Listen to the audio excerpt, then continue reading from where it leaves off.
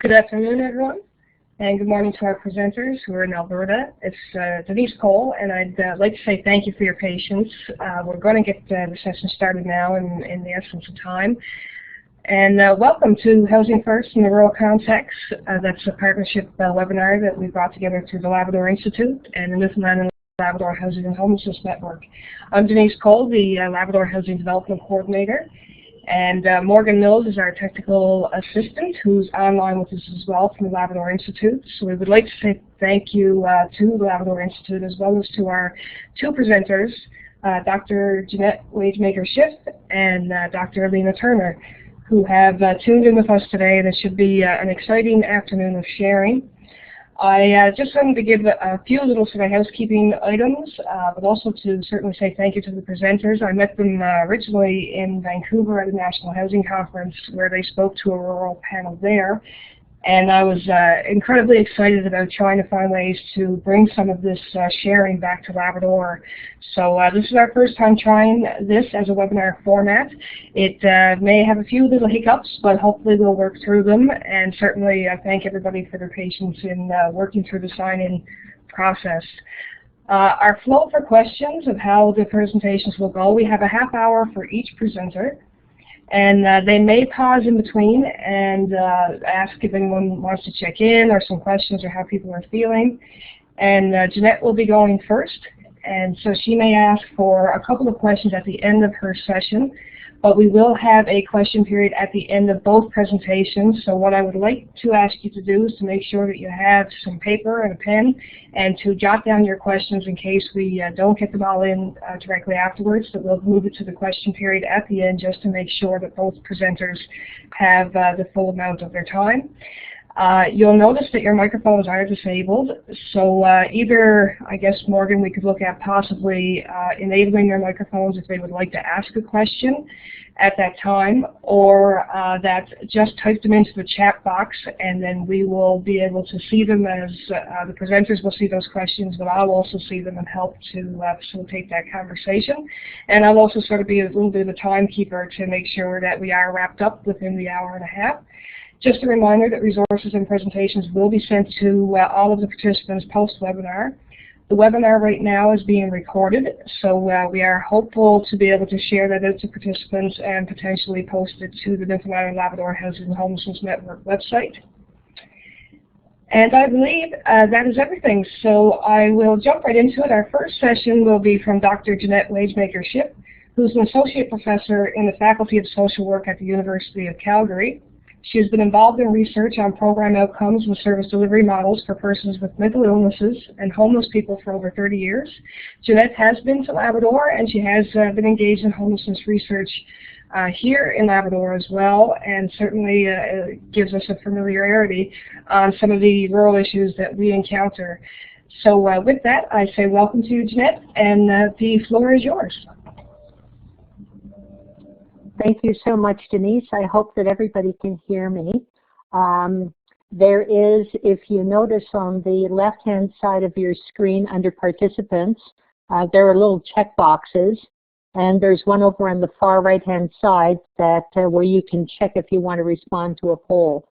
So I may just double check right now to make sure that you can all hear me. Can you just go over to that poll and check on yes that you can hear me to make sure that we're not losing anybody.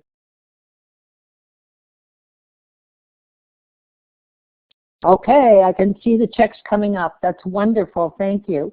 All right, so what we need to do is we need, Morgan, do you have the presentation lined up in terms of the PowerPoint? Yes, you can advance it just with the arrows at the top of your screen there, Jeanette.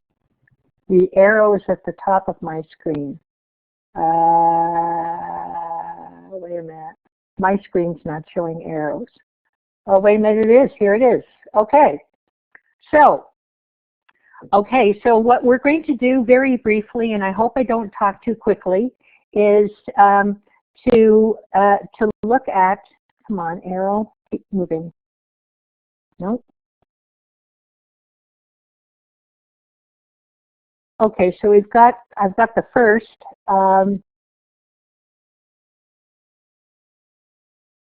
I won't bore you all with too many pictures, but I did want to give you an appreciation of the fact that housing doesn't necessarily mean someone is sleeping in the gutter, but in rural areas it can often mean someone who is in pretty dire housing straits, as you all know.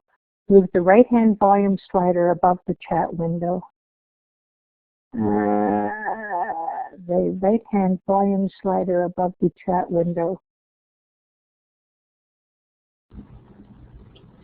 Yeah, if you look right above Jeanette, where it says Rural Housing First in Labrador, you go up and almost directly in the middle, there's two gray arrow keys. I Got it? I've been trying to push the red arrow keys and it wasn't working.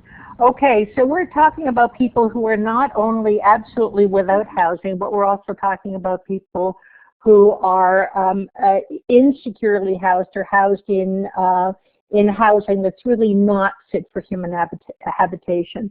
So what I'm going to do briefly is to look at what we mean by housing first, just to make sure that we're all on the same page. For some of you, this is going to be just a review of what you already know. So bear with me, we won't stay on that too long. We'll look in more depth at the challenges within a rural and remote context, as I've become really sensitive to the fact that you face some unique challenges and frustrations in trying to deal with housing in Labrador. And then we'll look at some possible approaches and how to create a team effort to begin to look at these. And then we'll briefly acknowledge what are some of the emerging and unsolved issues that we're beginning to more deeply appreciate. So some of these pictures are certainly not new to you in terms of what remoteness and rural homelessness looks like. Within Housing First, we identify both a concept or a paradigm, a way of looking at housing people, and we want to distinguish that from a very distinct program model that was put out from the United States, from New York City, by a program called Pathways to Housing. And that program model uses assertive community treatment teams or intensive case management teams, and it talks about a lot of things that work in New York City but are not going to work in some of the remote communities that you're in. But the Housing First philosophy or paradigm does talk about the fact that everyone has a right to housing, and that housing should be provided without any prerequisites for treatment or acceptable behavior. And I've added the term acceptable behavior because within the Pathways context, actually I should say within the American Supportive Housing context, there are a lot of programs that required people who had a mental illness to be in psychiatric treatment, to be taking medication, and to be clean and sober, not using drugs and alcohol, and to prove that they were worthy of independent housing. And Housing First really says, forget that, put people in housing first, give them some choice about the type and the location of their housing, and most importantly, include supports that are individualized according to what that person needs, and that should be without time limits. Now, in Canada, the Housing First approach has been adopted, but all of the requirements haven't been particularly well thought out, especially within a rural context. The fact that housing should be affordable and stable, meaning that it's not just for a month or 3 months or 6 months, but for as long as a person wants to live there, and be provided as quickly as possible. All of which is reasonable and appropriate, but as we all know, all of that housing depends on whether or not there is anything available. In New York City, there are plenty of apartments, but out in rural communities and in many Canadian locations, that's just not necessarily the case. There shouldn't be any requirement for housing readiness. People shouldn't have to prove that they can live on their own. Support services are absolutely essential, and I've begun to realize, even since the last homeless conference, as I've done some additional research, that the support factor is probably one of the major contributors to what keeps people housed. We'll talk about a little bit more about that as we go along. People should not be required to be in treatment, but that doesn't mean that you neglect the need for people to have treatment. They should be encouraged to follow treatment protocols, and in cases where people need treatment and are refusing treatment, that you need to work with the individual around what emergency precautions can you take to help that person if they get into some kind of mental health crisis. The requirement that people people should not be required to remain abstinent from alcohol and drugs. However, in some places, that particular statement has been accepted to mean that regardless of what kind of drug behavior or alcohol using behavior is going on, people should be housed. One needs to be a little bit careful with that, because Housing First has not been proven to work with people who are actively addicted to substances and are unable to manage their own independent living. So we have to be very careful when it comes to individuals whose primary problems are involve substance abuse and substance dependency, because the Housing First approach probably needs some modification in order to accommodate them. So many of you are familiar with this particular figure that shows that the trajectory in Housing First is really to go straight from homelessness into independent housing. My apologies. And that the transition... Sorry, Jeanette, I apologize for interrupting. I don't think that we're seeing the slides move. What slide number are you on right now?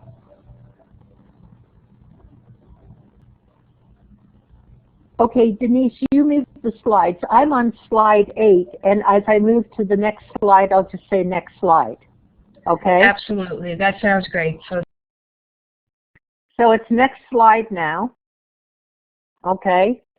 And that is to remind all of us that Housing First is not a panacea. It's been demonstrated to work for people who have a mental illness and substance use, but not for people who are primarily substance abusing. Its primary focus was research on individuals, most of whom were men. It's been shown in other programs to be effective for families with children. Again, I'm repeating myself on the lack of evidence for people who have serious addictions, and also for people who have serious personality disorders. There's also some research to indicate that there's a small cohort of people who prefer to be homeless, and also there are some who are really hard to house.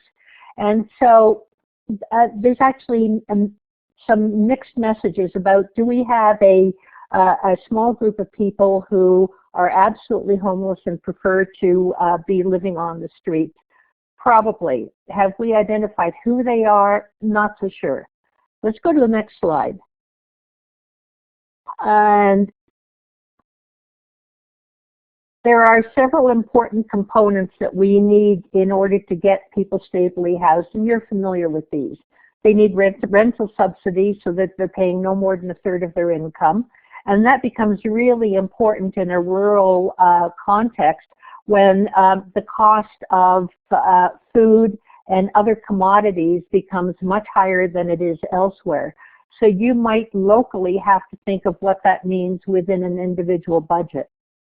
Support services are absolutely critical to this, and while the original research talked about people receiving, having a support worker check in with them once every 2 weeks, there are other studies and other programs that would suggest that those support services really probably for people who have been in crisis or who have not recently been independently housed. You may have to start with having someone check in on them once a day, and then gradually decreasing that frequency of contact as they're stable and they don't run into crises.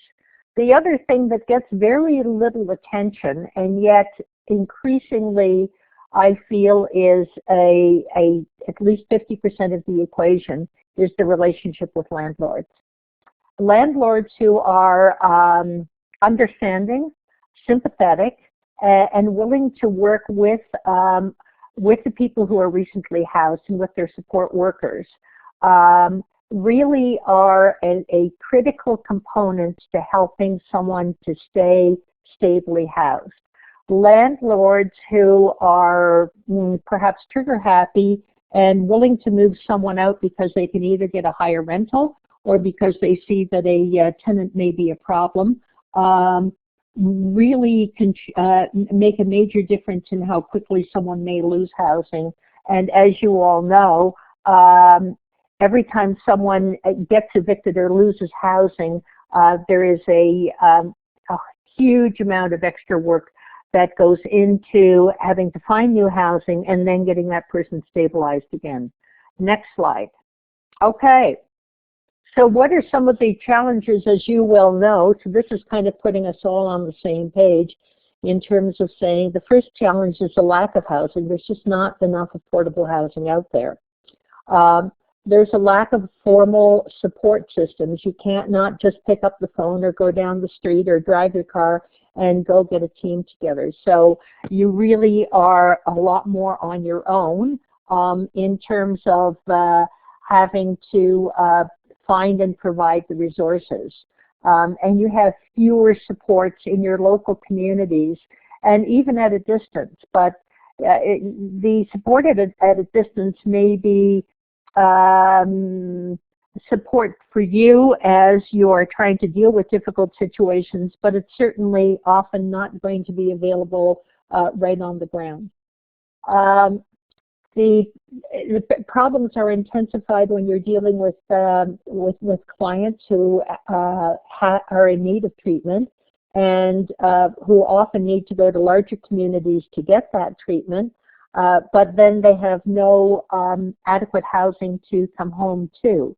And it's very difficult to make those arrangements while they're away, and even more critical if they happen to fly home and then where are they to live.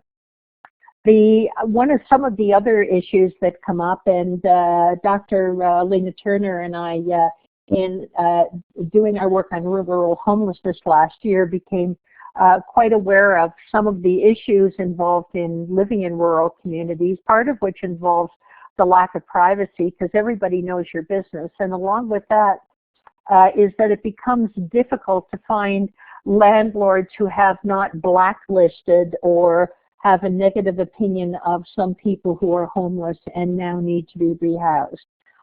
And so you have fewer landlords. They tend to know each other and to collaborate, and you have a much harder time trying to find someone a place to live. So we'll go to the next slide, please.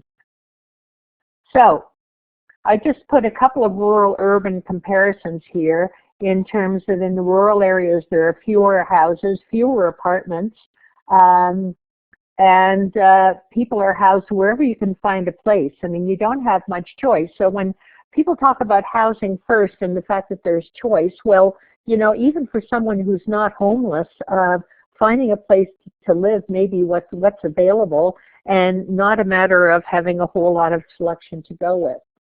In urban areas, the whole idea of choice was and scattered site was not to put too many people who have homeless and problems with mental health issues in close proximity. In rural areas, that's just that's just not an issue because you have far fewer spaces and far less ability to kind of flow people out.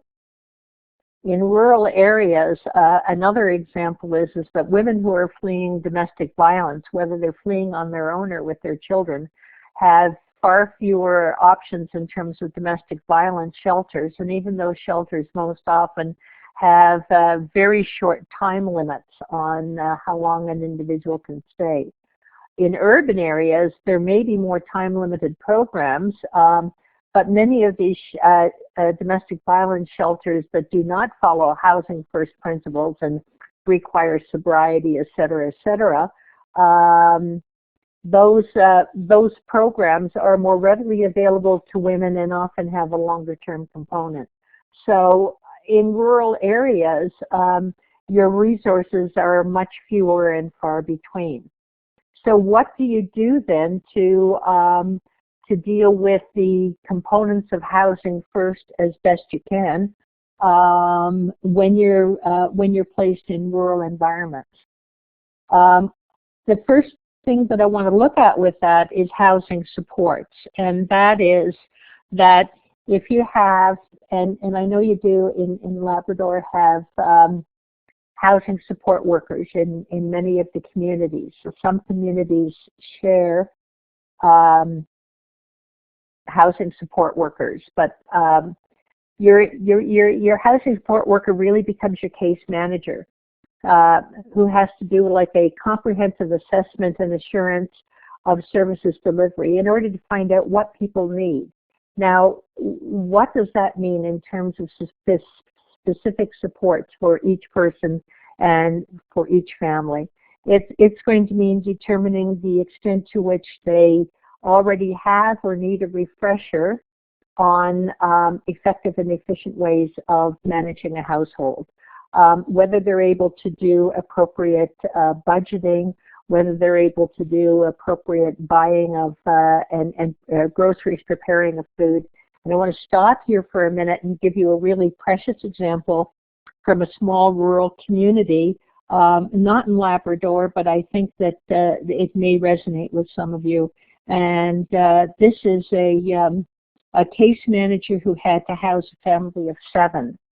And it was extremely difficult to negotiate with the landlord housing the family. However, when the landlord was assured that there was a case manager that he could call, actually I think it was a she, but anyway, that the landlord could call if there was a problem or a concern, or if the neighbors had a concern, the landlord felt as though she was not there all by herself trying to deal with what could be a horribly complex situation. But the second part of this, and that goes into an assessment of individual needs, was that the worker wasn't sure that the family really knew how to buy and prepare meals in an effective manner. And so what she did creatively was she went to the grocery store and she said, and it happened to be the husband, who was the head of household, who was doing the shopping for the most part. And she said, okay, you take a buggy and you fill your buggy with what you think your family's going to need for the week. And I'm going to go fill the buggy with what the family is going to need for the week. And then we're going to meet at the checkout counter. And we're going to see what you have and what I have, and we're going to see how much it costs. And she had arranged with the people at the grocery store to have a checkout line where a cashier would do a dummy tally for both buggies. And the difference between the two buggies was $200 worth of groceries. And then she was able to then use that as an example to discuss with the dad what he was buying, why he was buying it, and what would be some more cost-effective ways to go about getting adequate groceries for the family for the week. So, and she also recognized that this particular scenario was probably going to have to be repeated a couple of times so that he could begin to get the idea of how best to provide for his family. Now we're talking about a Native family here, so you can relate to this. It was a large family, but the parents were also very concerned about providing well for their children, so they were doing individualized meals rather than making one menu for that particular evening. So anyway, back to housing supports. This is an example of having to really become very, very detailed about the ways in which people are handling living and doing all of the activities of daily living that will support them remaining independent or may run them into further problems down the line. The housing worker needs to be a support provider, but also in rural areas, you really need to look at who can take on the support services because you can't do it all. And is that a matter of connecting with some other service workers in town, if there are any? The other question is it a matter of connecting with local faith communities? We found that in rural areas it was most often churches that were willing and able to provide some support services. Is there some way of connecting with people who can provide some friendly mentoring? Now, I grant you that that has some mixed blessings to it, because you have to be careful who those mentors are, and that they're not telling people what to do, and they're not being nosy, and they're not breaking confidentiality on the one hand. But on the other hand, as a support worker, you can't do everything for everyone. So this is a matter of trying to find a creative way to expand your support team in a way that is workable and viable for you. The other thing that you need to do, as I said earlier, is to think about your landlord as being a key to keeping people housed, and that your landlord is part of your client system at this point. There has not been a whole lot written or a whole lot of research done on the role of the landlord, and yet the research that I've done on supportive housing programs, now I grant you it's in cities, but what I found was that the extent to which the landlord is a benevolent landlord really made a big difference in how quickly people lost their housing or were able to keep from being evicted. Okay, next slide. So, keeping housing. So assuming you've been able to find housing, keeping housing. In that assessment, you want to identify with clients what are the factors that led to them being successful in housing in the past or losing housing in the past, and then work out with them an action plan to identify the threats and temptations that could lead to housing loss, so that you can be proactive in helping them to steer them away from the difficulties that result in housing loss. And if you think of it as a teaching moment, as something that people have not really learned how to do, is to stay housed, rather than seeing it as a personal flaw, so that you begin to teach stable living skills. And this is, again, where you can help to get the support of others in the teaching of those stable living skills. You may not have the time or resources to go shopping with someone, but perhaps you can get someone else to do that with the individual. You need an action plan that spells out how frequently you're going to be in contact with the individual or the family, at least in the early weeks or months, and how that contact will lessen as they are living successfully on their own. And you need to recognize that stability takes months to years. The other thing that you need to also remember is that people who have lost their housing haven't necessarily lost a support system, but they may be connected to people who are still on the streets. And so you have to help to shift their feeling of community and their feeling of connectedness to people who are also more stably housed, because we all need to feel that we belong somewhere. And if people are feeling they belong on the streets, then it's going to be hard for them to keep their housing. Next, okay. With keeping housing on the next slide, we're now at number 17, Denise. With the landlord and with client agreement, and I say with client agreement so that your clients know that you're going to have a working relationship with the landlord, so that you can help to intervene and troubleshoot to make sure that if there is a hiccup along the way, that it doesn't result in housing loss or eviction.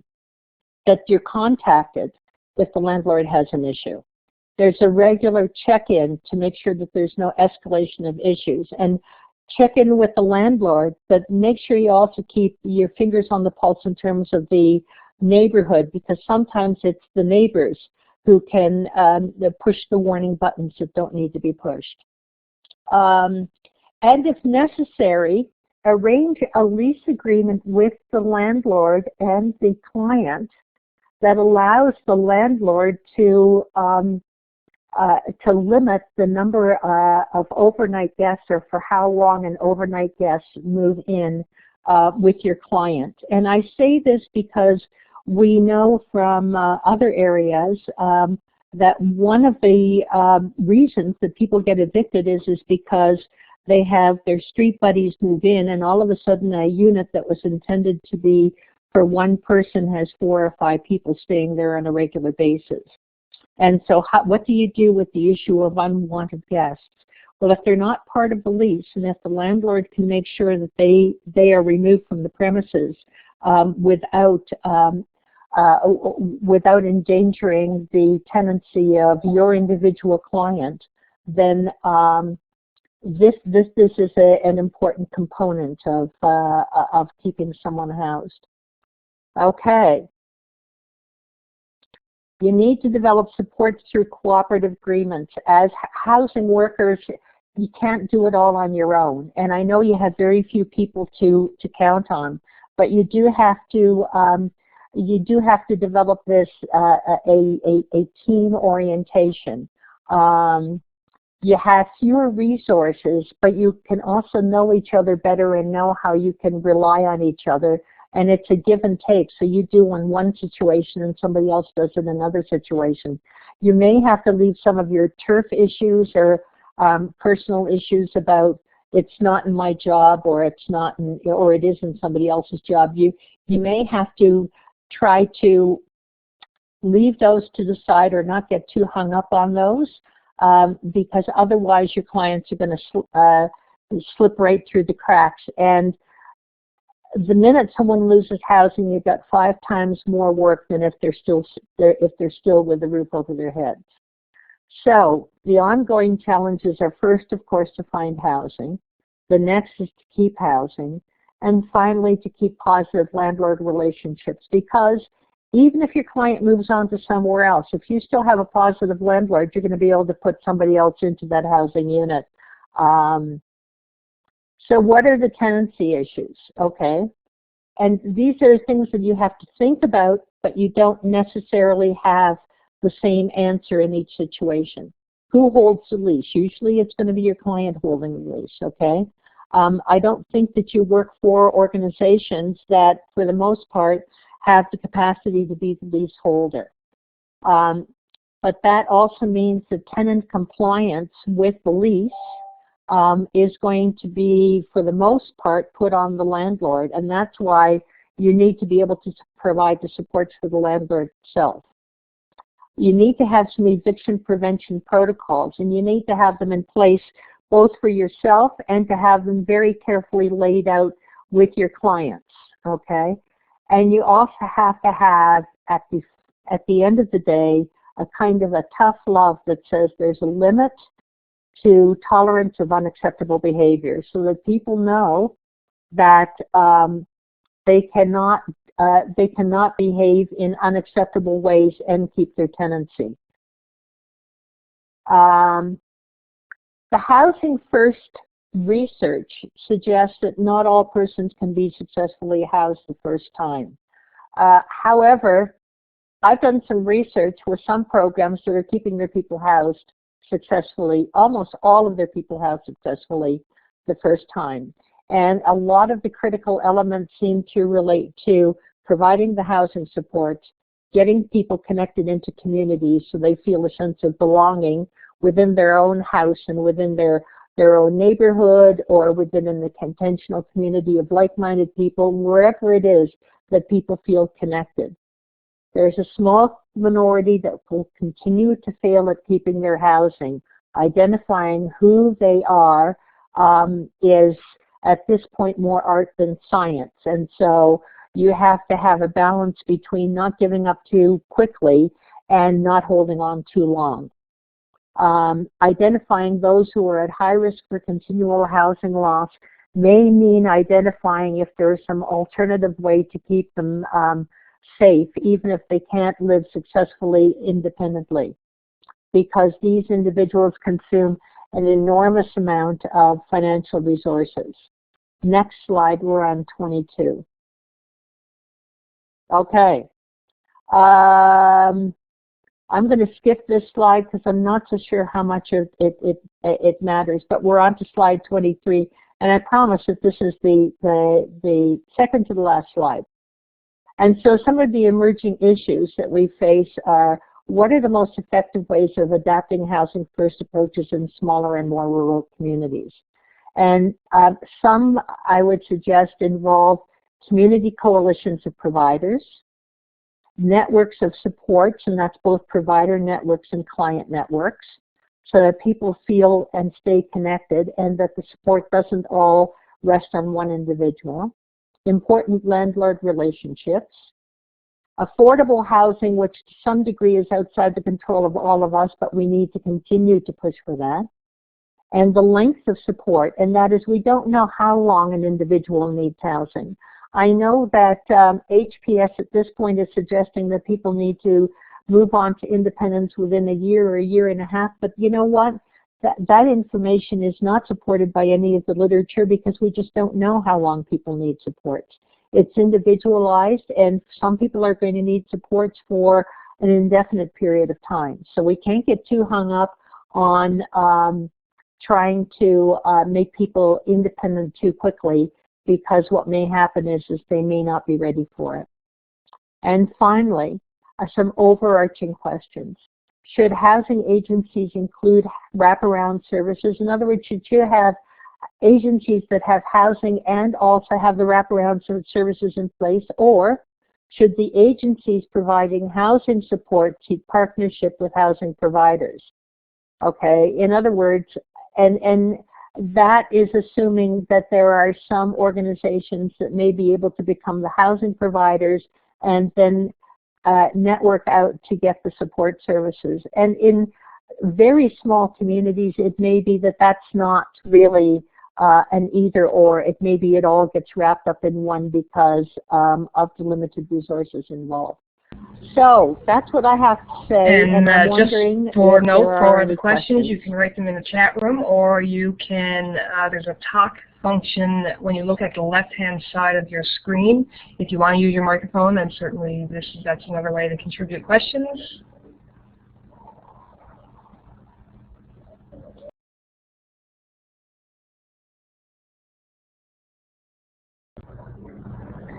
And I see that we do have someone typing, so I'll wait till that question comes through.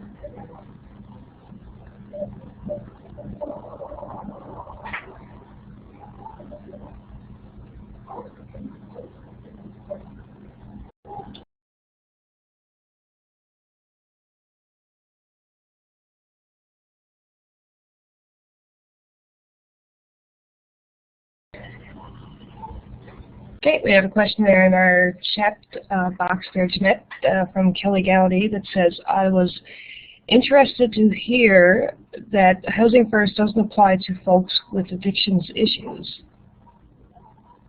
Okay, what I need to say about that, I need to be very clear. There's no research that clearly supports putting people who have active addictions into scattered site housing without requiring any kind of treatment or even managed abuse, a harm reduction approach.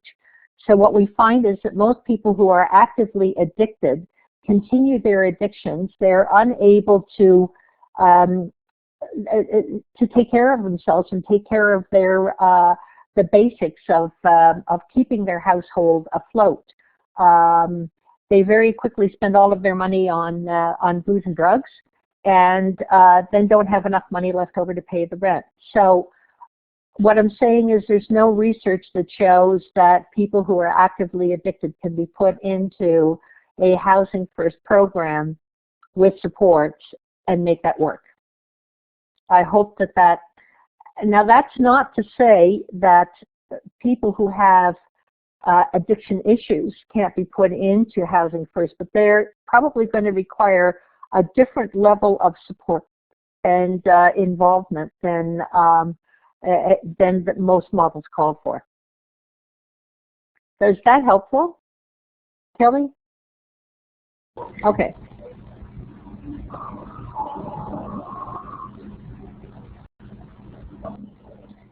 And we do have a couple of more people there typing. Are you able to read that from your window there, Jeanette? Yeah, wait a minute. Someone said, I think that is why subsidies are so important, because they become with direct pay to the landlords, which never touches the hands of the tenants, in my opinion. And I agree with that, but the issue is that if it's only the subsidy that goes directly to the landlord, the tenant is still responsible for paying their portion. And if they're busy not being able to manage their budget, they're not going to have their portion of the rent available to pay for the landlord. And so the subsidies are important, but they're important because for most people, they don't have enough income, whether it is through welfare or through disability payments. They don't have enough income to pay market rental housing. They need the subsidies just to be able to afford the rent. But if they've got other active issues that make money management impossible, then they're not going to be able to come up with their part of the rent.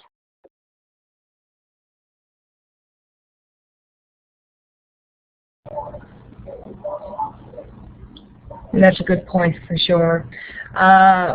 There we go. There's another question that just came in as well from Diane. I'm having a little trouble. My chat room font is really small, so I don't know if that's easier for you to read, Jeanette. Can I?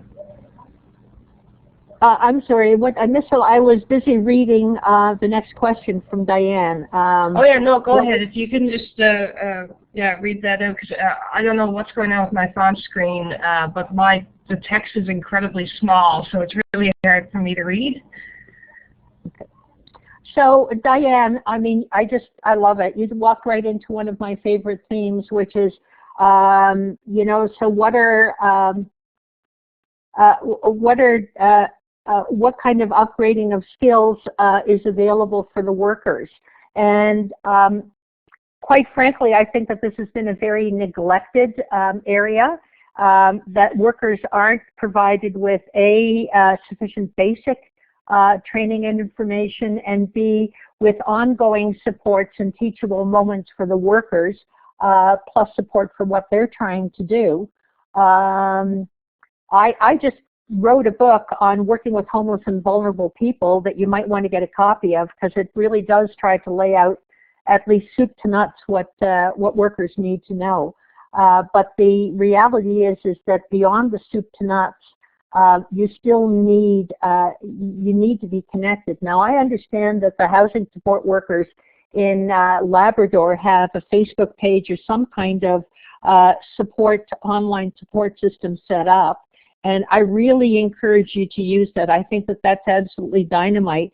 And it keeps you from feeling, even though someone sitting 300 kilometers away by air is not going to solve your problems, at least it's helpful to be able to talk and share some of your frustrations. And you never know, somebody sometimes can come up with a good solution. So, it's a real need, but it's systematically at the provincial level, it needs to be addressed. Awesome. Thanks so much for that, Jeanette. In the essence of time, Kim has asked the name of your book, but also that we have to get moving into the next presentation. Could you give us the title of that book very quickly? It's called Working with Homeless and Vulnerable People. Okay, perfect. Thank you. You can Google it and find it on Amazon. Awesome. And thank you so much for that, Jeanette. That was very informative, and I'm sure we might have some extra questions at the end. And also, once I send out the resources, I can also attach, and it was within the advertisement of the biographies, that the email addresses were there for both Jeanette as well as Elena.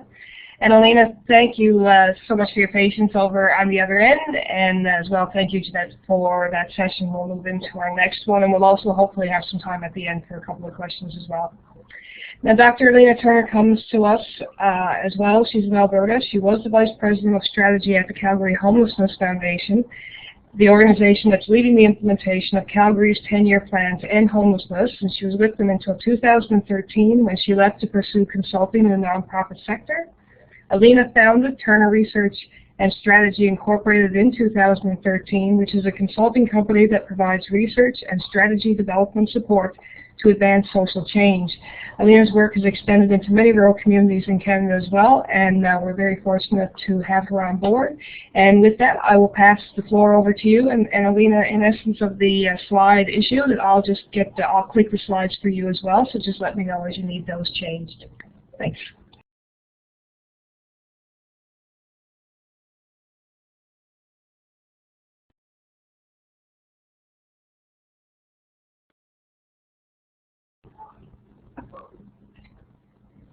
And Alina, you just need to, up in the left-hand corner, there should be a talk function where you can push on. There we go. Okay. Hi, everyone, and I guess it's afternoon for you. Thanks for having myself and Jeanette in this very important issue. And we're always happy to talk about this because it's a relatively new area of knowledge, and especially in Canada. And what's rarer than knowing what the rural issue looks like from a homelessness perspective is what we can do about it. So I was very happy that Denise called me up about a couple weeks ago and said she's putting this on for Labrador. I haven't been to Labrador, unlike Jeanette. I've been to Newfoundland, and I know that's very different. So so pardon my ignorance. Unfortunately, I don't have that on-the-ground experience with your region, but I do have experience working with rural communities elsewhere that I hope will be of relevance. What I'm going to be focusing my presentation on is really creating a regional or systems approach to addressing homelessness in rural areas. And I think that piggybacks very nicely on Dr. Jeanette's presentation, because hers was very focused on programmatic aspects and how that can work in rural communities. Mine's kind of taking a higher level in terms of a regional perspective and seeing what we can do as a collective of communities. If you can bounce to the next slide, Denise. Perfect. So to do that, just same as Jeanette, just a little bit of getting us all on the same page around housing first and ending homelessness. And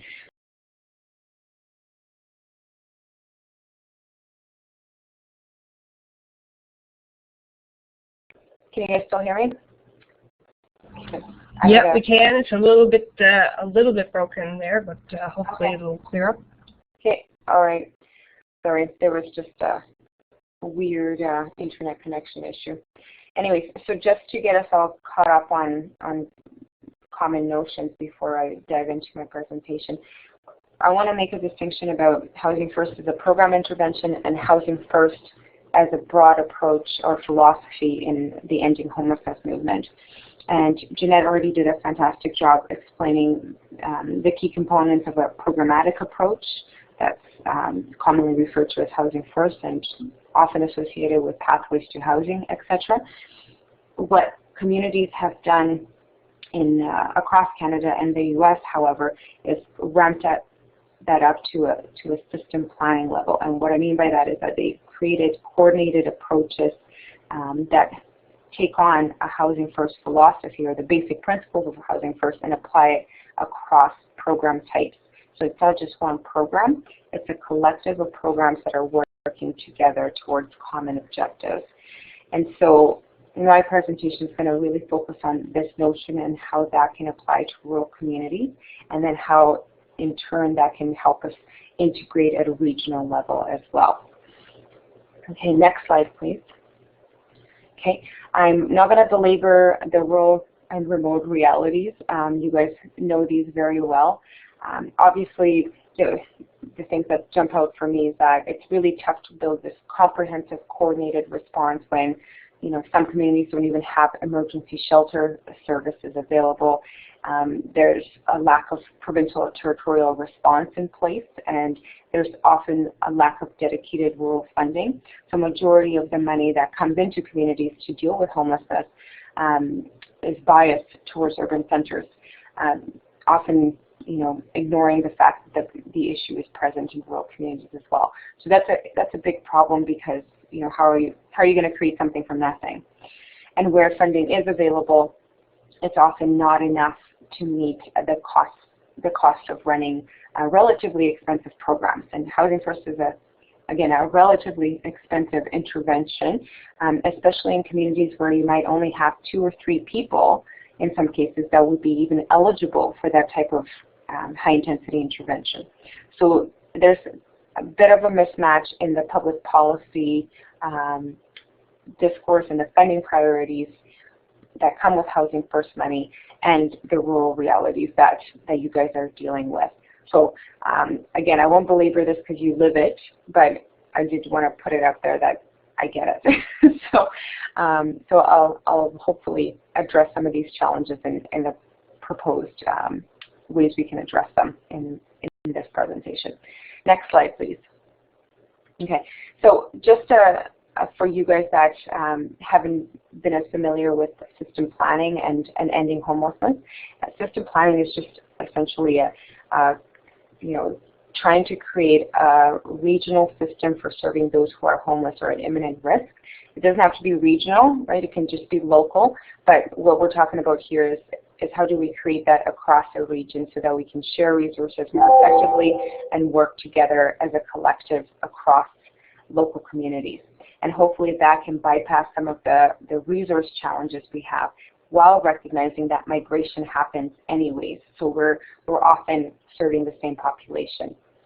So this is just a method of being systematic about how our homeless services are being designed and delivered to best meet client needs. And you know, often there's these notions of having tangible metrics in place, and that you're monitoring consistently and creating a system flow that is consistent across the various points of access, so that everybody knows what everybody else is doing and we're all measuring in the same manner. So that's really this fundamental difference between Housing First as a system planning principle and Housing First as a programmatic intervention. The program intervention is what you've already heard about, you know, case management, landlord leave,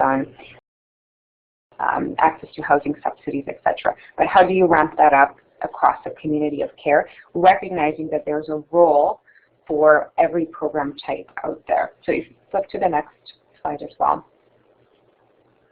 Okay, so hope you're going to have to get nice and cozy with the screen, but these are essentially some of the components of a successful systems approach at a community level. And you can imagine these components work across a region as well. So let's start with the coordinated access, which is the top right-hand side. Essentially, this is a point of entry into your system where those that are you know, experiencing homelessness or at risk receive some assessment and referral into an appropriate program type. Affordable housing, self-explanatory. Outreach usually refers to you know, actually going out and engaging people that might be sleeping rough, for example. Prevention services, anything from rent subsidies to light touch case management to ensure people don't lose housing. Emergency shelters, again, self-explanatory, as is transitional housing. Permanent supportive housing, this is generally where your Pathways to Housing Act model would fit in, and it's effectively a harm reduction, long-term housing intervention with support. It's permanent in the way that, and what I mean by that is not that people never leave, it's just that there's no set length of stay. People can stay as long as they need the intervention. So, you know, exactly what Jeanette mentioned with respect to HPS, you know, this is not what the literature tells us. It tells us that, you know, people need to self-determine their length of stay in the supportive housing environments. The housing can be delivered in scattered site, which means with landlords in the private sector, or in some cases it's delivered in congregate settings. So there isn't this one-size-fits-all in terms of housing type either. Rapid rehousing is generally focused on clients who don't need as intensive or as long of an intervention. So there are often families living in poverty that become evicted and end up in the emergency shelter, but there might not be a heavy addiction or a domestic violence issue. It's just they just need that little bit of assistance to get back on track. And rapid rehousing programs are generally a few months of intervention versus permanent supportive housing, which could be years. Intensive case management is, to put it bluntly, it's somewhere in between those two, between rapid rehousing and permanent supportive housing. Generally, what we see in terms of length of stay, people are moderate to high acuity, and what I mean by that is their complexity of needs. So they have longer-term histories of homelessness. They have interactions with public systems like justice and health that are pretty long-standing. They might have addictions that are active, or they might be in recovery, mental health issues as well.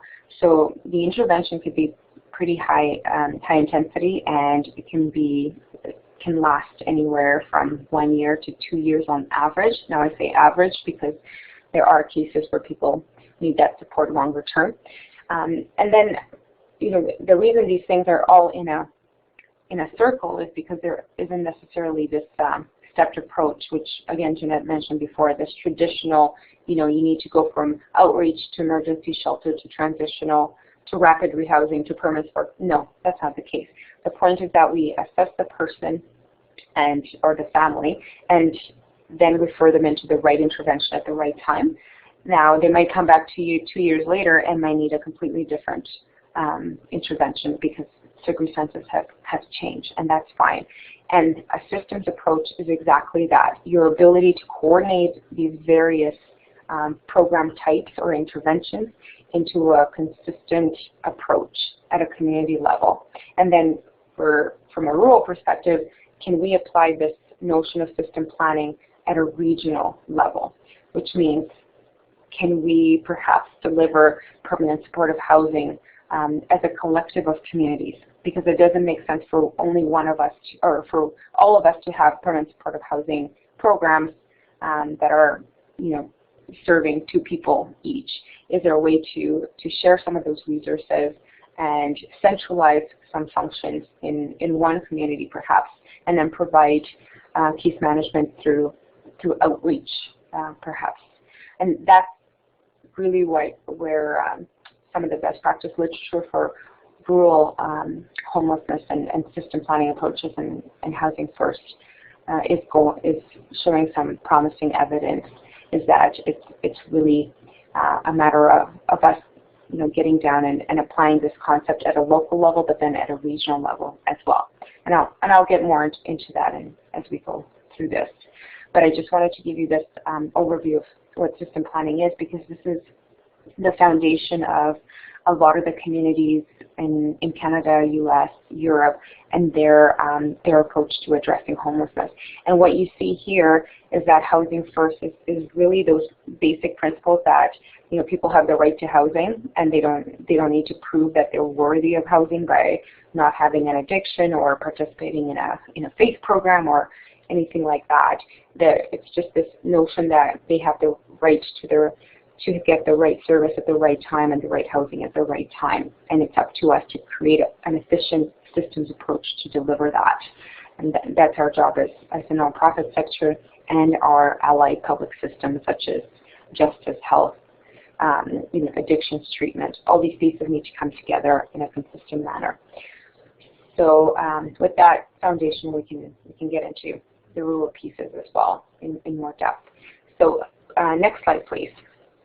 Okay, so these essential system planning elements that you see in the left-hand column, there's a little table, but it actually represents a whole lot of research and work that people have done in this research stream, I guess, for a number of years.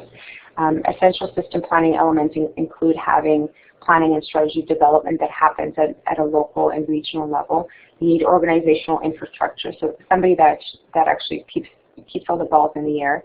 System mapping, which refers to having a solid sense of who does what in the community, who provides emergency shelter, who provides outreach, who provides prevention, and for Labrador, that would consist on having that system mapping done at a regional level as well. And you might have this in your head. You might have it on stickers and pasted on your wall. But is that done in a systematic fashion and updated all the time and shared so everybody knows what everybody else is doing and how to make referrals, et cetera, et cetera. That's what system mapping is about. Coordinated service delivery. So is service planning and service delivery done in a consistent fashion? Do organizations get together on a regular basis to share information and figure out ways to deliver case management in a coordinated fashion? Do you share information about needs and referral processes and quality assurance measures? All of that. And there's, again, if you need to know more about these pieces, I'm going through them fairly fast. But I wrote a paper on the essentials of system planning, and I can send some information if anybody is interested in that. Integrated information management, so data sharing among service providers. Really, you can't do system planning if you don't know what the flow of clients is and what the demand on services is and what effects your interventions are having. And before we say, oh, that's going to be too complex to do, it is absolutely being done in rural communities, and it's the backbone of rural systems of care that are considered to be best practice. So there's ways you can share resources in terms of the costs of having an integrated information system as well. But essentially what that does is allow you to see if a client is being served by another agency in another community, how long they've been homeless for, so you don't have to get the story over and over again. So absolutely essential in my mind. Next one is performance management and quality assurance. So are we measuring outcomes, outputs in the same way? When we talk about indicators of progress, are those applied consistently according to program types? So are all emergency shelters on the same page about what a good outcome is for that particular intervention? Quality assurance refers to service standards. So even things like safety, right, in a shelter environment comes to mind just because I'm doing some work on shelters, but that's definitely relevant to housing first interventions as well. And then system integration, that refers to integration internally within a community between services, but it can also refer to integration with public systems.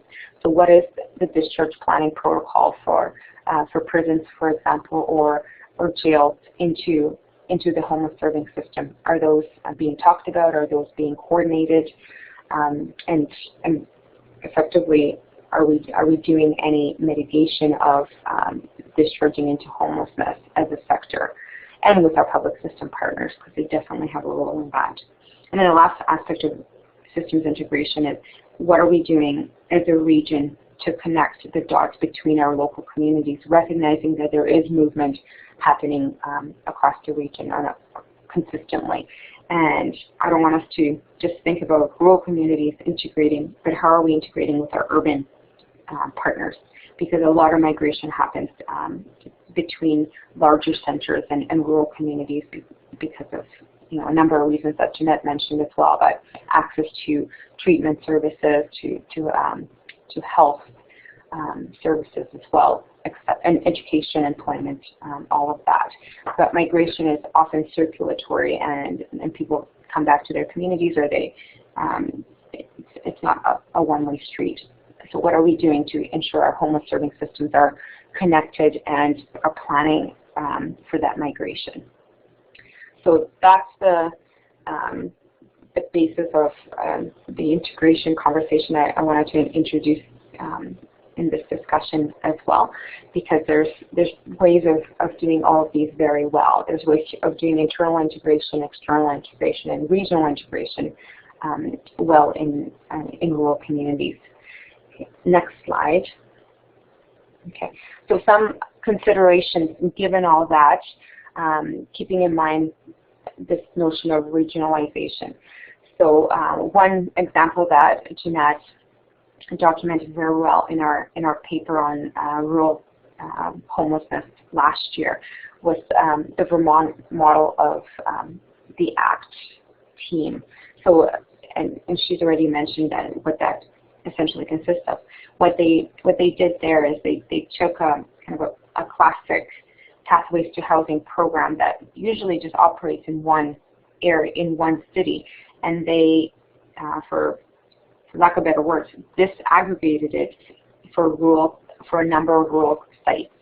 So these rural sites recognized that they didn't have the resources on their own to deliver a very relatively expensive model. They also didn't have enough clients to merit running an entire program for this. So, and if you know much about ACT models, like there's some strict guidelines in terms of who's in and who's out, and even in our research, when we asked different rural communities about how many people would be eligible for this type of intervention, how many people were chronically homeless and with complex needs, oftentimes we're talking about 2 or 3 people that per community. Like that doesn't make sense to run such an expensive model for 2 or 3 people. So in the Vermont case, what they did is actually centralize the program operations and administration in one rural community, and then they provided outreach support to other rural communities for clients that were living there. So that's the nutshell. If you want to read more about it, please go to the report and get a better sense of if there's a particular aspect that you're interested in. But point is, there's a way for us to bring resources together and then share some of the services across regions, as opposed to just each locality gets their own program. So same with intensive case management. There's this other notion that you're going to run into as a rural community with your funders, and the funders will say, you need the right intervention at the right time for the right target population. And they'll say you need an intensive case management program for low acuity clients, and you're going to need an ACT program for high acuity clients. Well, again, if you're talking about 10 people and running 2 separate programs, that's just not going to be feasible for a rural community. You're necessarily going to have to become generalist, right? So, and that goes against a lot of best practices that urban communities have been moving towards, which is this specialization. But again, by virtue of necessity, you're going to have to be innovative and figure out a way for the same program to bring together resources and serve very wide or a whole range of clients and needs. And unfortunately, you're just not likely going to get the resources to specialize for each subpopulation. And I'm thinking even things like domestic violence and youth, right? Urban centers are moving more and more towards these almost separate systems for these populations. And they've got the resources and skills and manpower to do that. I'm not sure that that's necessarily feasible in all rural communities. So where it's not, an option would be to just create these general approaches and build within them specialization. So you might have a case manager that specializes in domestic violence issues, but they're still part of the same program, Housing First program, that's serving a range of populations. Okay, leveraging resources and programs in place. What's funny about Housing First is if you take it for those basic components that Jeanette mentioned, housing supports, subsidies for housing, landlord liaising, etc., you likely have these aspects already happening in your community. And it probably always jumps in your mind when people talk about housing first, like, oh, yeah, we kind of do that, we kind of do that. And the truth is, you probably kind of do already. So it's a matter of articulating what is already happening in your community. So again, part of that system planning work, and then ramping that up where possible, and then building on the pieces that are missing as well. So if you have a case manager that's already doing the landlord liaising informally, make that.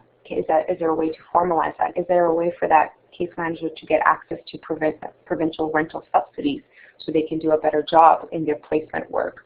Is there a way for them to connect with your health system so the clients that become rehoused through that intervention can have access to treatment and specialized health supports? And that's really leveraging things that are already in place and just becoming more systematic about them. So again, back to that system planning work. Right? You don't necessarily need to have a huge infusion of money. In fact, aside from Alberta, where we were lucky to have a government that invested in this with new funds, I haven't seen the same level of investment in other areas. And even HPS money, it's not new money; it's just refocused money. So we need to get creative on how we can reform and kind of cobble together a systems approach with what we have in place, and then work on complementing it with new resources. A note about bypassing shelter responses, and this is something that we saw again in our research last year. We ended up looking at about 40 communities or so, rural communities, and a lot of them, their first instinct when they had recognized there was a homelessness problem in their community was to look at emergency shelter, and that's fine, but there are ways that other rural communities in other regions have actually bypassed shelter responses, and I would encourage you to think about that, because there are there's benefits and downfalls to having an emergency shelter, and somebody might not be pleased with this, but if you have an emergency shelter, you will have people fill that shelter. And again, there's obviously a need for that response if it gets filled up. But there's also ways that you can create housing opportunities with the resources you would have invested in emergency shelter to get those people housed in the first place. So before we ramp up our fundraising and get our churches open for emergency shelter, let's think about whether we can wrangle a landlord to give us access to apartments instead with those funds, because the emergency shelters are an essential component, but they don't necessarily have to be your first response in these situations. And again, I can give you lots of examples of how communities respond, but one interesting one is that instead of creating a new emergency shelter in the downtown area, for example, some rural communities have opened up homes, so private homes, and the people that are doing the supervision live upstairs, and then the basement is left for 2 or 3 beds on a transitional basis for people who need that support. And then of course there's a exit plan and support to getting folks that use that shelter facility into housing as well. And of course you need to worry about quality assurance and safety and all of that, but that's not something unsurmountable.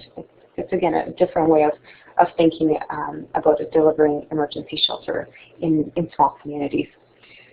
Locating housing units across centers, this is something else that we've seen where some regions have even social housing, right? Like in Kenora, Ontario, there's areas where there's 20% vacancies in some of their social housing apartments or buildings, and then there's areas that there's huge wait lists.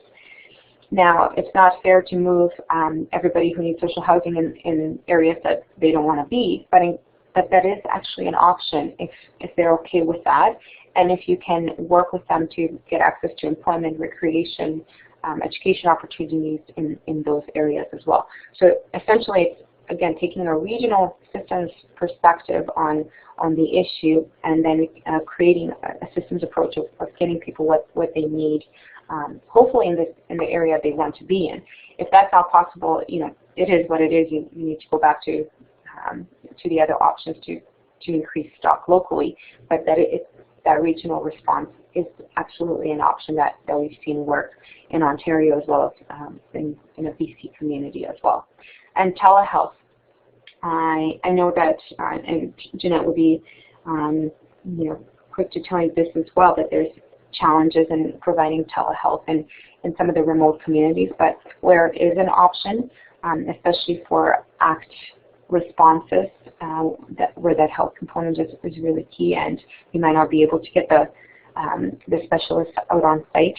If telehealth is an option to consider, then it's actually been done. It was done in Vermont as well. So those are kind of the main examples that I wanted to highlight. I have a couple more slides that are just in summary.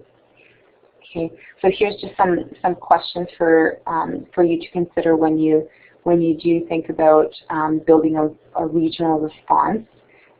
They're just in the bullets in the second paragraph. So, is there sufficient demand for the service component in a particular site? Is it cost efficient to centralize or decentralize the service? And that doesn't mean that you only provide case management in one of the rural communities, but you might be able to centralize the administration of the program, but have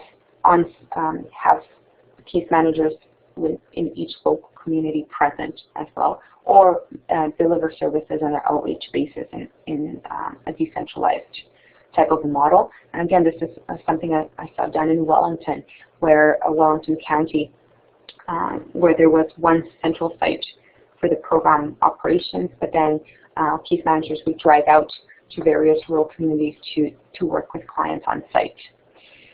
Same as outreach services, and remember, outreach is about engaging people into services.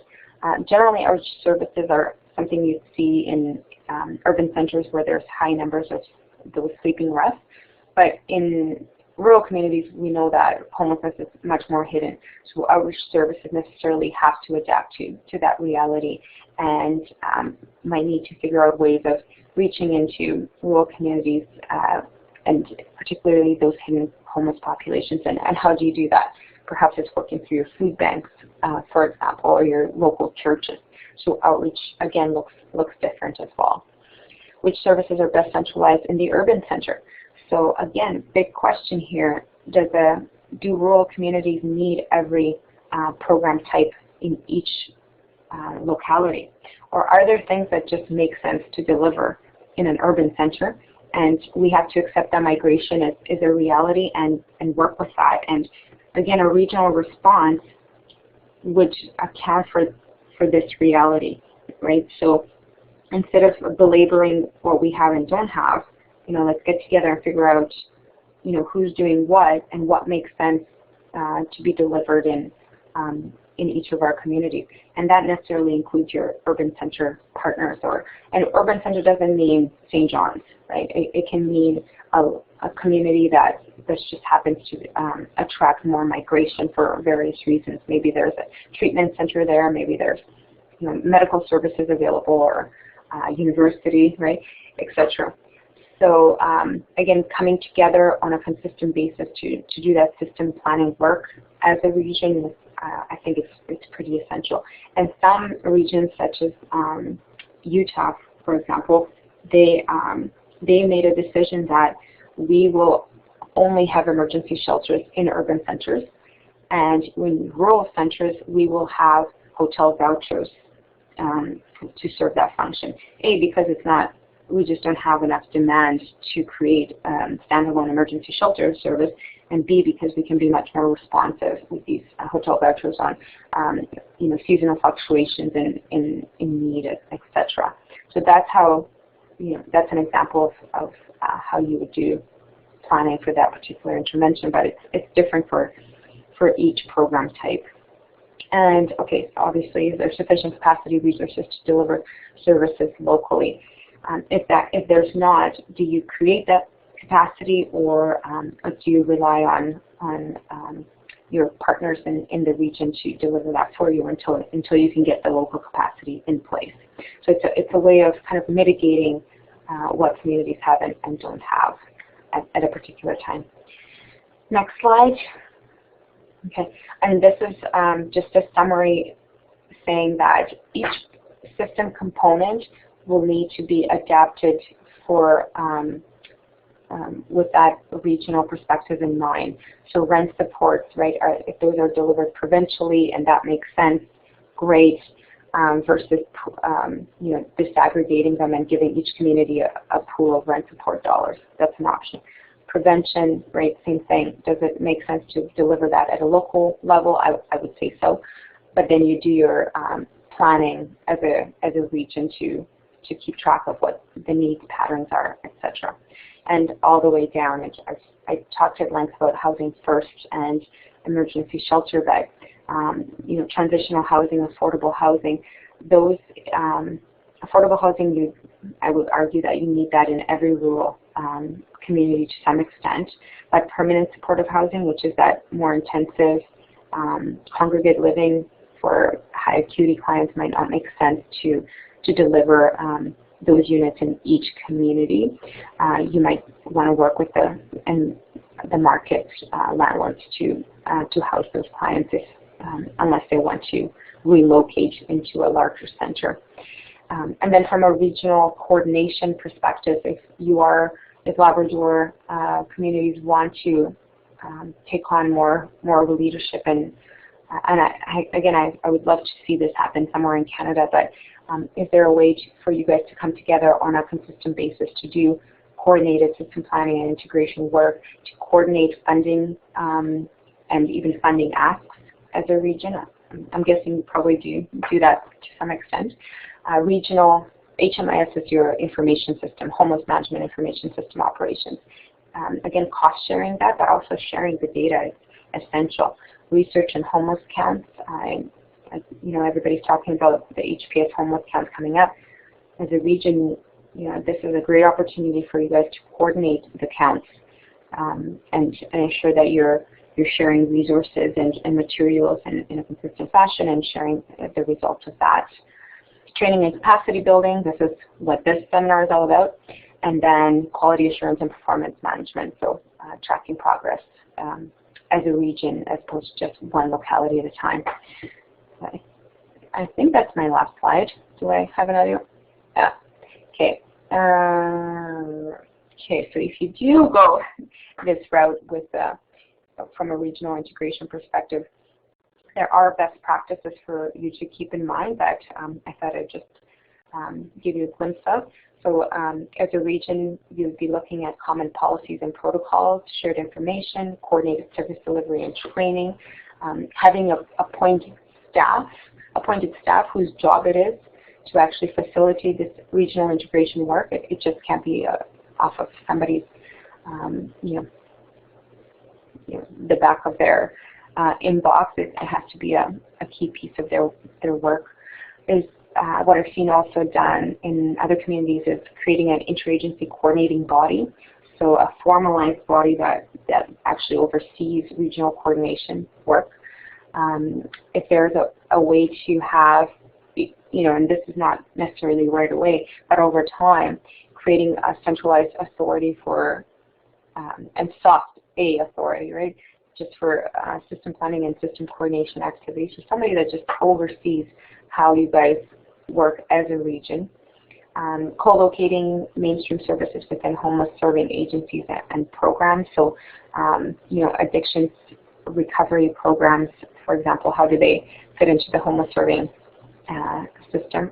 And sometimes they're actually one and the same. I've definitely seen that happen. But if there's a way for you guys to think about how your regional approach integrates with your public system partners, right? So you're not doing this in isolation from them. And then obviously, and I keep harping on this, but an interagency management information system, because really you won't know what's happening on the ground unless you have something like that, especially in rural and remote areas where you guys are not all located within the same couple blocks. So now I think that's my last slide. Yes. All right. Okay, happy to take questions as well. Thank you for bearing with me. Thank you, Elena. It's always really good to have sort of looking at those two perspectives together. I realize that we are right on the 3 o'clock line. We do have the space, the web space here for some time yet. If people are comfortable and able to stay a few more minutes, if you have some questions, then certainly I know we have both Elena and Jeanette are here to be able to answer those questions. And if you want to use a microphone, like I said, up on the left-hand side, you should see a talk button. Because I'm noticing the chat font has gone incredibly small. Morgan, I don't know if there's anything you can do about that, but I am getting emails from people saying they cannot read what we're typing there. I've tried to increase the font from my end of things, and that doesn't seem to be correcting anything at all, so I don't know if there's something that can be done, or if there's a way, if you do have a microphone, you can use that left-hand top talk button, and we can do 3 microphones at a time, so we can help facilitate that to make that happen, and Morgan is there. Or you all have my email address, Denise, all lowercase, at nlhhn.org. You can certainly send me an email. I have it open right now, so I can get those questions rather quickly as well.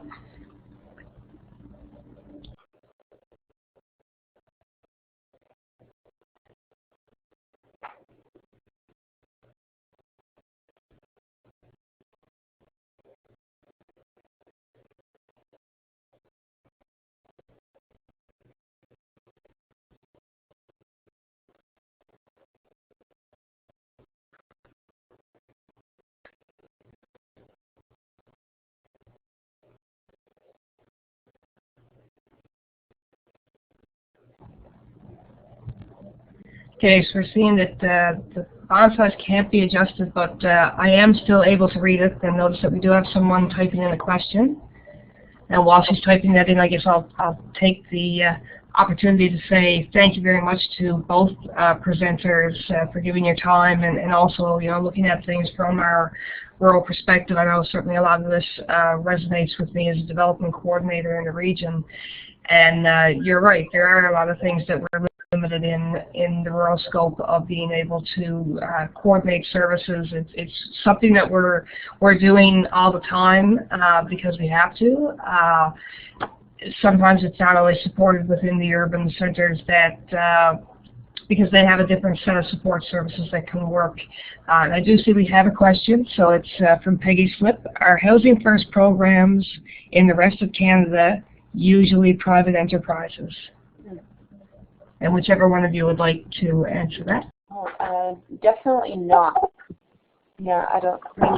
Jeanette might have a different take on it, but but I'm guessing what you're saying, what you're asking about, and correct me if I'm wrong, is are you asking if the housing component is generally delivered by private sector landlords all the time? And that's not what I'm seeing. In the classic program design, it often does rely on market landlords, right? But that's definitely not what I've been seeing in various communities. What I've seen is that the case managers work with a variety of landlords, and they could be nonprofit social housing landlords as well, social housing providers, to create those placements. I've also seen Housing First programs who may start out working with market landlords and then quickly realize, as Jeanette was saying, that not everyone is successful in that type of a model, and they come back to the center and say, you know what, we need a designated building for a certain cohort of our clients that, you know, need harm reduction housing. So then the Housing First program has an arm that provides scattered site private sector housing, and then they've got another arm that runs a congregate facility housing with support intervention out of, you know, sometimes out of the same funding stream, but sometimes those two functions are, you know, become the responsibility of different organizations. So one organization does the private landlord stuff, and another organization does the congregate housing intervention. But definitely all kinds of permutations, right? Because Housing First, like I was saying before, it's and Jeanette always says that small H versus big H housing first. So, I don't know, Jeanette, if you probably more to say on this. Wait a minute, as someone talking, I'm not sure if I'm not picking up or what. I am hearing you. Alina, what I'll ask is that when Jeanette is talking, if you can uncheck your talk function just so we don't get that feedback, but we are hearing you, Jeanette. Okay. So I would just add to what Alina said. I mean, she's totally right on target in saying there are all kinds of permutations and combinations from this. What we haven't seen in the rural area is a lot of social housing providers. There's a little bit of social housing, but not much. The work that I've been doing is really out of Toronto, so that's a long way from many of the rural communities that you all work in. But the housing providers there provide a variety of different options to people who qualify for their housing programs. And then they work really intensely with their tenants to keep them housed, to give them a sense of community, to provide them with opportunities to learn the skills they may have either lost touch with or never learned.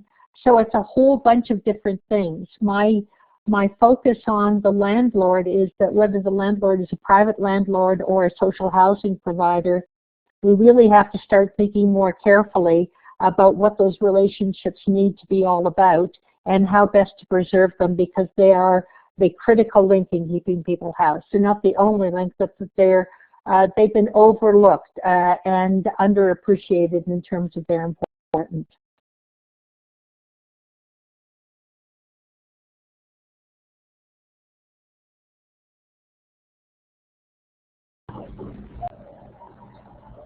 Okay, I've noticed that Peggy is still typing, so I didn't know if you had a follow-up question, and other people as well. I know it may be hard for you to see the font once you hit enter, but you can type it in, and we are finding ways to make it work over on this side, so please feel free to ask any questions that you have.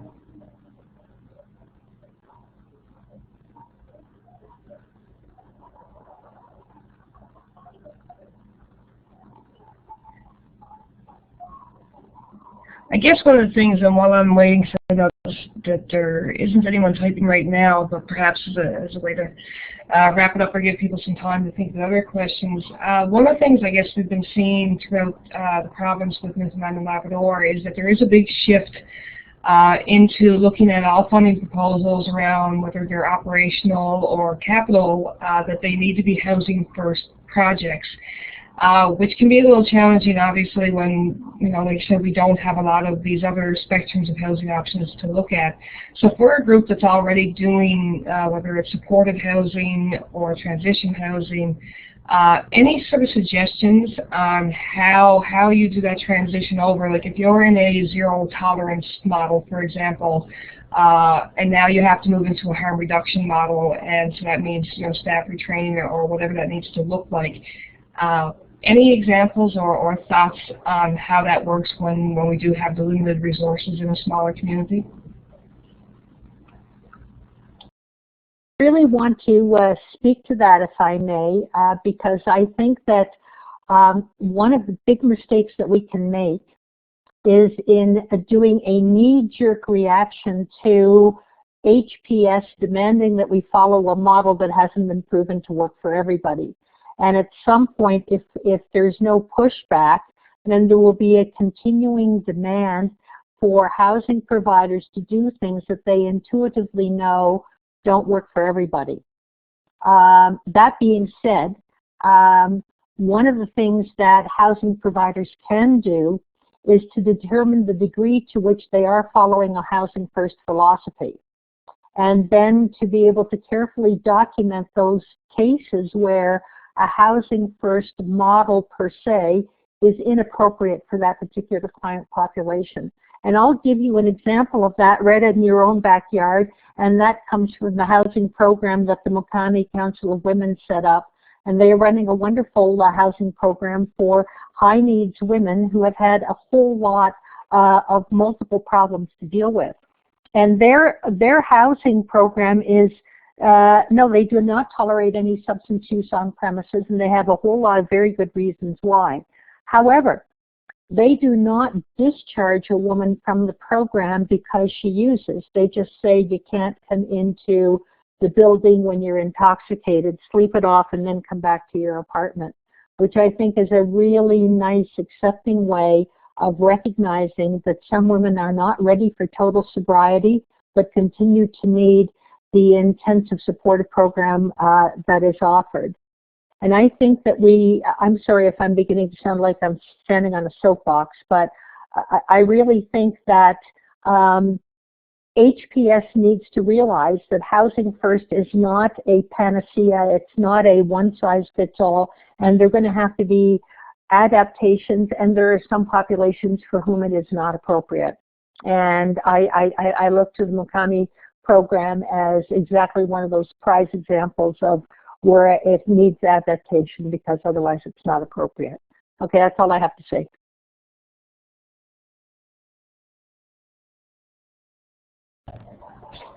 Alina, did you have anything you would like to add to that? Just click on your talk function up in the top left hand.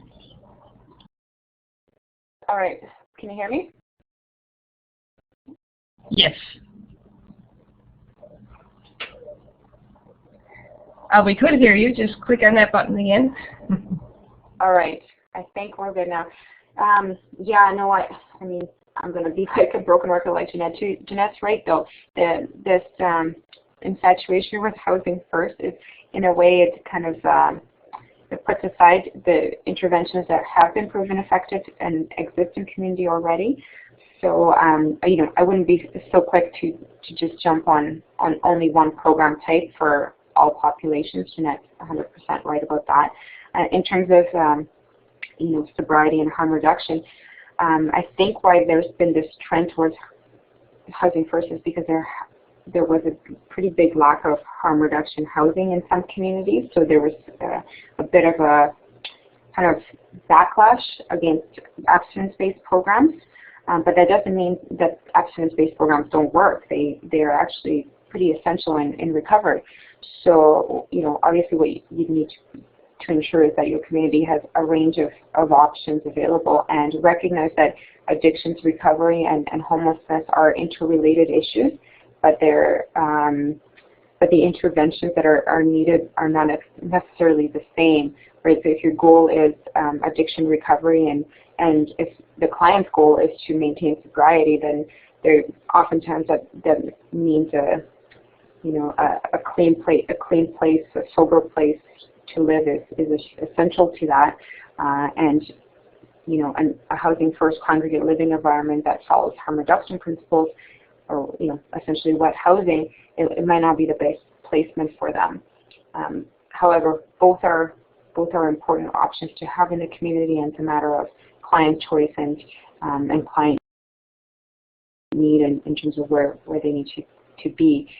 Adaptations in where there is not enough space for the diversity of needs in the client population. I think Jeanette's right. Like if there's ways to be not necessarily lenient, but to find ways to work within the abstinence model, using so looking at harm reduction and abstinence as a continuum as opposed to a black and white. One program that I saw do this well, and it was for males in Calgary, the Dream Center, and what they do is sober living homes that are community placement, pure model, very similar to Oxford houses, if anybody's familiar with that. But when somebody relapses, they have their treatment center that they can go back to, and they can go through the treatment program again, or they can just have a timeout, and they can decide whether the sober living house is where they still want to be or not, because again, their peers, people who are also living there, were committed to sobriety and you know, wanted that sober living environment. So. Awesome. Thank you for that. I have one more thought that I think might be useful, and then I will stop asking questions to realize now I'm keeping everybody there. Is that have you done, like looking at the systems integrated approach, working like within areas that have different Aboriginal governments, or so you're not just dealing within like a provincial government healthcare system or how their integrated systems are. You also have, you know, self-government or reserves, so you're working within different demographics, I guess, of governments as well. Any examples on how you've gotten that to sort of cross through and work and actually integrate a system so that somebody from a reserve is coming into community and using some of the health services and looking to coordinate housing for them? Like, any thoughts on that? I mean, sure, I'll start and then Jeanette can jump in. We see that happens sporadically all over the country. So the clearest example was, that we saw was in Nunavut, where, you know, obviously that's a pretty prominent issue.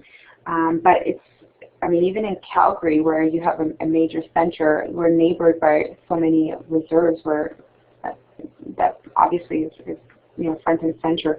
So, you know, obviously the dynamics are going to be unique and nuanced because of the Aboriginal component being there, but the principles of integration are the same, right? So whether it's the public health system or the health services offered on reserve, it's figuring out ways of doing planning together, who does what and where jurisdictions end and whose responsibility it is. Where there are funding issues for people coming off reserve on, you know, is there ways to work within existing policies and funding structures to create more flexibility so that they receive some of their housing supports within the urban center.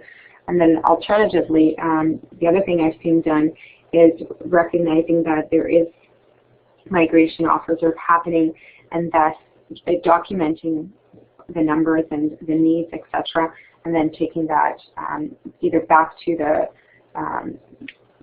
the self-government body or to actually to INAC, or I know I'm probably saying the department name wrong now, but to the federal government to make a case for investment.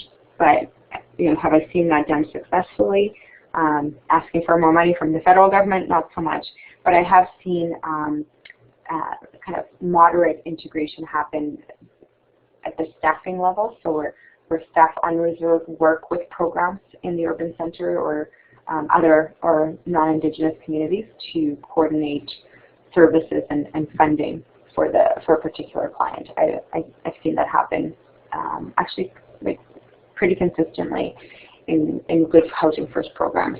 So that can definitely be done at a program level. What you want to do though is create a systems approach between Aboriginal communities and local rural communities so that they're part of that regional framework. You know, it's not just the Aboriginal communities working on their own and then everybody else. Everybody's on the same page. Hope that helps.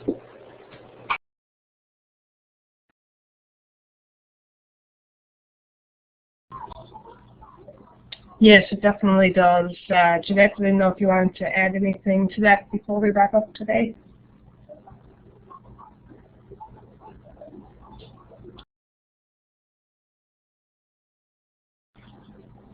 Just make sure that, Jeanette, you remember to tap on your talk button there up on the left-hand side. Oh, I'm sorry. Can you hear me now? Yes, okay. I can. All right. I think that Lena gave a wonderful discussion. I wanted to add to that, though, that in Labrador you've got some unique kinds of situations in terms of having Aboriginal communities that are not on reserves, and you have very different kinds of dynamics that I think need to be explored and further understood, and how those integrate with the non-Aboriginal population, probably on a regional level or in some of the other bigger communities, is something that hasn't been totally fleshed out. So Denise, I think you asked a very important question, but I think it has a Labrador context that needs further understanding and further working with. That's all I have to say. I think it's time to quit, isn't it? Absolutely, and thank you. And I think that was some of the points I was looking to bring forward. As myself as a housing development worker, certainly sometimes having to cross some of those gaps and create project teams and things like that. But I digress. I want to say thank you also very much for your patience, as well as for hanging in for that little bit of extra time. I'd like to say certainly a thank you to Morgan with Labrador Institute for their partnership, as well as all of his work and support in this. And of course, an incredibly big thank you to Alina and to Jeanette for giving up their time and their energy and having this discussion into, you know, our Labrador neck of the woods, and certainly encourage and invite both of you anytime to further discussions or to come to Labrador. And I think there's lots of exciting work to be done within the rural and remote pieces around Housing First, as well as other types of housing development. So, and with that, also a thank you to all of the participants who came. We will be sending out information and the presentations post-webinar. This has been recorded, so we'll also be waiting. Once I have that, I can send everything else out as well. And beyond that, I just want to say thank you all. This has been a great discussion, and hopefully a discussion we can continue to have more often. And now that we have the technology, we'll work out the kinks and potentially bring back other learning events such as this. So thank you to everyone involved, and hope you all have a great rest of your day.